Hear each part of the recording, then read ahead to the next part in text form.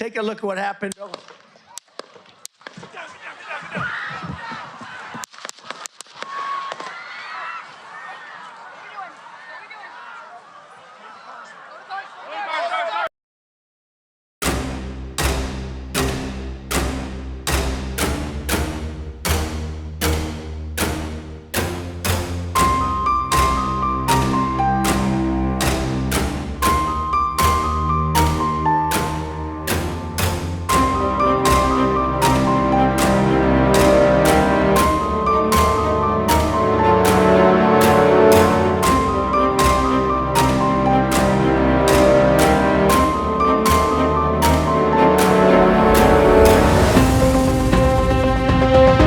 Good afternoon.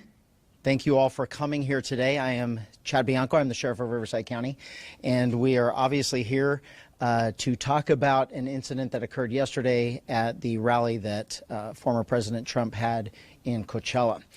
There has been a lot of media stir beginning last night with social media and further on today about the arrest, and so I am here to give you as much information as I can. I will answer all of the questions that you have. Keep in mind that the information that I'm going to give you may not be all of the information that I have, but because of what we're doing and because of the investigation that will obviously continue concerning this, there are some things that I cannot give you or that I will not give you, but I will do everything I can to answer your questions. So to begin with, yesterday.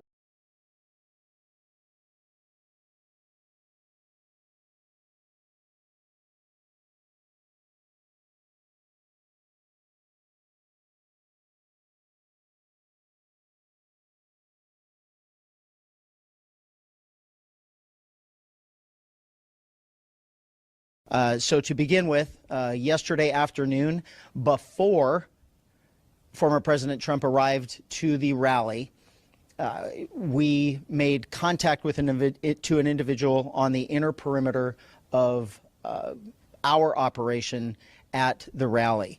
As you can imagine, this was a very large event in regard to previous attempts on the former president's life. This was not something that we were taking lightly. We had a very detailed plan in place on how we were going to keep not only the former president safe, but all of the participants or the attendees of the rally safe. So in general terms, I will tell you that we had a larger outside perimeter and then an inside perimeter that was completely controlled by us, by Riverside County Sheriff's deputies, and both of them served different purposes.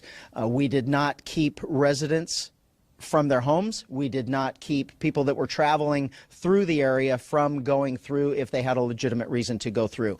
So the outside perimeter was basically to allow people in that we thought belonged there. The inside perimeter was to make sure and to make sure people were proceeding in the right direction. The way it worked yesterday is only people that were allowed inside the perimeter, the outside perimeter, in a vehicle was if you lived there or if you had documentation that said you were going to this rally in the form of an email with VIP credentials or press credentials. Those vehicles were allowed in. There were no other vehicles allowed.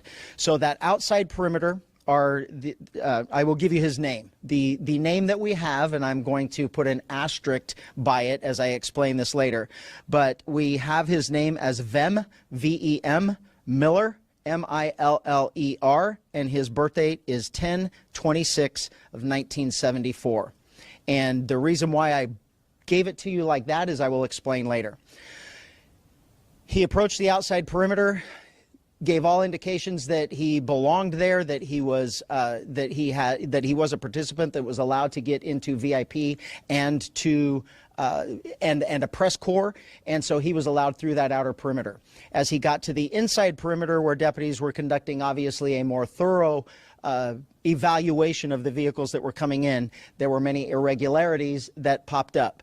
The deputy noticed that the interior of the vehicle was in quite disarray. The vehicle had a an obviously fake license plate, and that prompted further investigation from our deputy into why the person was there and what he was doing. During that investigation, the deputy eventually found multiple passports with multiple names, multiple driver's license with different names. The vehicle was unregistered, and the license plate was what we in law enforcement would recognize as one that is homemade and indicative of a group of individuals that claim to be sovereign citizens, and assuming the deputy assumes that he was part of that identifying group. So during the investigation, obviously those identification documents were found, in addition to a loaded handgun and a shotgun.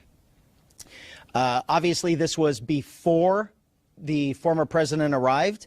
The person was taken into custody. He was eventually booked into jail on those charges, and eventually he was released.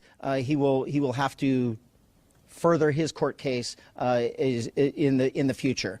Right now, we are actively engaged in working with Secret Service and the FBI to ensure that this person is followed up on and all of the information that they can gather.